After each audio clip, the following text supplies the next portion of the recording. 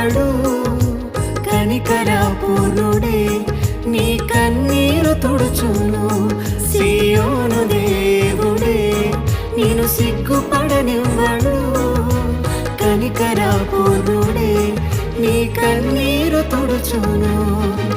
అసమానుడైన వాడు అవమానపరచడు నిన్ను. ఓటమి ఎరుగని మన దేవుడు